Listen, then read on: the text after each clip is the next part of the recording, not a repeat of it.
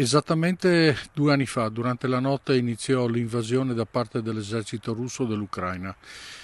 Bombardamenti a tappeto sia via terra, tantissimi elicotteri e via mare. Noi arrivammo alcuni giorni dopo per essere testimoni e assistere in qualche modo migliaia e migliaia di profughi, queste famiglie che scappavano e arrivavano sui confini della Polonia e dell'Ungheria per entrare così in comunità europea. Abbiamo visto centinaia e centinaia di persone, abbiamo però anche assistito alla grandissima generosità che c'è stata sia da quel periodo ma fino ai giorni nostri. Vale la pena ricordare che i friulani sono sempre stati disponibili, tantissime aziende friulane anche hanno collaborato in questi mesi per poter proseguire l'assistenza non solo dei beni di prima di necessità, abbiamo aiutato ad allestire degli impianti elettronici, televisioni nelle scuole, impianti wifi per riuscire a creare dei collegamenti poi con le famiglie. Purtroppo la contabilità delle vittime, perché sono entrambi vittime di questo atroce conflitto, la conosceremo soltanto nei libri di storia futuri.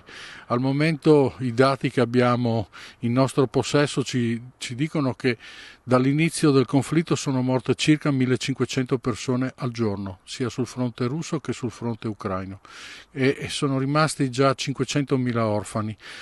Bambini che avranno bisogno di tantissimo amore, cura e anche sostegno psicologico per il futuro.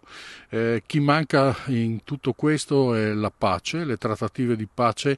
Nessuno vuole rinunciare a niente, c'è una prova di orgoglio, un braccio di ferro da entrambi le parti. L'uomo ha fallito, la politica ha fallito, manca quella figura utilissima, il negoziatore, che potrebbe accontentare entrambi le parti con dei microsegnali, però in questo momento vi possiamo garantire che di pace nessuno ne parla. La cosa più drammatica, e vorremmo che si continuasse a tenere i riflettori accesa su questa guerra in Ucraina, che ormai è diventata la normalità. Essere in guerra è normale e questo è atroce sotto tutti i punti di vista.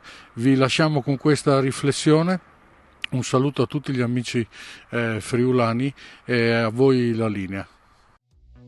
Ehi, dico a te, mai sentito parlare di web audiovisione? Informazione libera senza bavaglio, trasmissioni su misura, linguaggio potabile, on air a chilometro zero, video promozionali su richiesta, metaverso e gestionali a portata di mano e tanto altro ancora?